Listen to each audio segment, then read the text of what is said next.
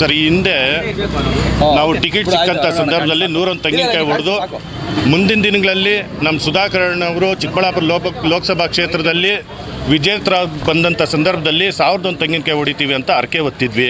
ಅದೇ ರೀತಿ ಇವಾಗ ನಮ್ಮ BJP ಮುಖಂಡರು, JDS ಮುಖಂಡರು, ಕಾರ್ಯಕರ್ತರು ಎಲ್ಲ ಸೇರಿ ನಗರ ದೇವತೆ ಆದಂಥ ಜಾಲಾರಿ ಗಂಗಮ್ಮ ದೇವಸ್ಥಾನದಲ್ಲಿ ಇವತ್ತು 101 ತೆಂಗಿನಕಾಯಿ ಹೊಡೆದು ನಮ್ಮ ಅರಕೆ ಏನಿತ್ತು ಅದನ್ನು ತೀರ್ಸಕ್ಕೆ ಬಂದಿದ್ವಿ.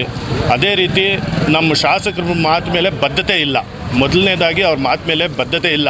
ಅವ್ರು ಹೇಳ್ತಾರೆ ನಾನು KPCC ಕಚೇರಿಯಲ್ಲಿ ಕಸ ಗುಡ್ಸೋಕ್ಕೆ ಸಮೇತ ರೆಡಿ ಅಂತ ಹೇಳ್ತಾರೆ. ಅದೇ KPCC ಕಚೇರಿಯಲ್ಲಿ ಕುತ್ಕೊಂಡು ಇವ್ರು ಏನು ಹೇಳ್ತಾರೆ, 3 ದಿವಸ ಹಿಂದೆ ರಿಸಲ್ಟ್ ಬರೋ 3 ದಿವಸ ಹಿಂದೆ ನನ್ನನ್ನು ಮಾತು ಮೇಲೆ ಝೂಮ್ ಹಾಕ್ಕೊಂಡು ಕೇಳಿ, ನಾನು ಮಾತು ಮೇಲೆ ಬದ್ಧ, ನನ್ನ ಮಾತಿಗೆ ನಾನು ಯಾವತ್ತೂ ತಪ್ಪಲ್ಲ ಅಂತ ಹೇಳ್ತಾರೆ. ಅದೇ ಮೊನ್ನೆ ಹೇಳ್ತಾರೆ ನಾನು ರಾಜೀನಾಮೆ ಕೊಡ್ತೀನಿ, ಸುಧಾಕರ್ ಅವರು ರಾಜೀನಾಮೆ ಕೊಡಿ ಅಂತ ಹೇಳ್ತಾರೆ. ನಿಮ್ಗೆ ಹಂಗಾದರೆ ಮೊದಲೇ ಗೊತ್ತಿತ್ತಾ ಸುಧಾಕರ್ ಅವ್ರು ಗೆಲ್ತಾರೆ ಅಂತ ಹೇಳಿದಿದ್ರೆ ನೀವು ಮೊದಲೇ ಯಾಕೆ ಹೇಳಲಿಲ್ಲ ಸುಧಾಕರ್ ಅವರು ಗೆದ್ಮೇಲೆ ರಾಜೀನಾಮೆ ಕೊಡ್ರಿ ಅಂತ? ಅವರ ಮಾತು ಹೇಳಲಿಲ್ಲ ಅಲ್ವಾ?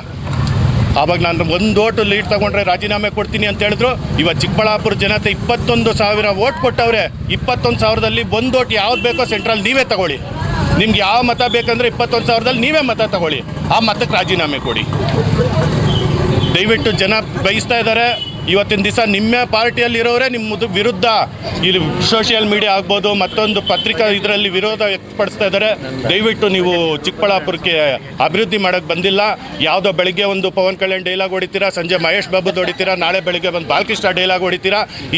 ನಮಗೆ ಡೈಲಾಗ್ ಬೇಕಾಗಿಲ್ಲ ಸ್ವಾಮಿ, ಅಭಿವೃದ್ಧಿ ಬೇಕು. ಅದಕ್ಕೆ ನಮ್ಮ ಜನ ಅಭಿವೃದ್ಧಿ ಅಧಿಕಾರು ಅಂತ ಹೇಳೋ ಸುಧಾಕರ್ ಅಣ್ಣನವ್ರನ್ನ 1,00,000ಕ್ಕಿಂತ 60,003 ಮತಗಳಿಂದ ಜಯ ಮಾಡ್ಕೊಂಡು ಬಂದಿದ್ದಾರೆ. ದಯವಿಟ್ಟು ನೀವು ರಾಜೀನಾಮೆ ಕೊಡೋಕ್ಕೆ ಸಿದ್ಧರಾಗಿ. ನಿಮ್ಗೆ ಏನಾದರೂ KPCC ಕಚೇರಿ ಮೇಲೆ, ಕಾಂಗ್ರೆಸ್ ಪಕ್ಷದ ಮೇಲೆ ನೀವು ನಿಷ್ಠಾವಂತರಾದರೆ ದಯವಿಟ್ಟು ನಿಮ್ಮಂಥ ಶಾಸಕರು ನಮ್ಮ ಚಿಕ್ಕಬಳ್ಳಾಪುರಕ್ಕೆ ಬೇಕಾಗಿಲ್ಲ. ದಯವಿಟ್ಟು ರಾಜೀನಾಮೆ ಕೊಡಿ. ನಿಮಗೆ ಯಾರು ಮುಂದಿನ ಸಲ ಬಂದು ಸುಧಾಕರ್ ಅಣ್ಣವ್ರು ಪೈಪಾಟಿ ಮಾಡೋಕ್ಕೆ ಬೇಕಾಗಿಲ್ಲ. ಒಬ್ಬ ಕಾರ್ಯಕರ್ತರು ನಿಂತು ನಿಮ್ಮ ಮೇಲೆ ಗೆಲ್ಲಕ್ಕೂ ರೆಡಿ ಇದ್ದಾರೆ. ಈಗ ನಿಮ್ಮ ಪಕ್ಷದಲ್ಲೇ ನಿಮ್ಮ ವಿರೋಧ ವ್ಯಕ್ತವಾಗಿದೆ. ದಯವಿಟ್ಟು ನೀವು ಅನ್ಫಿಟೇಬಲ್ ಆಗಿದ್ದೀರಾ ಶಾಸಕ ಸ್ಥಾನಕ್ಕೆ, ಅರ್ಹರಲ್ಲ. ದಯವಿಟ್ಟು ರಾಜೀನಾಮೆ ಕೊಡಿ ಅಂತ ನಾನು ನಿಮ್ಮಲ್ಲಿ ಮನವಿ ಮಾಡ್ತೀವಿ ಸರ್. ಕೊಡಬೇಕು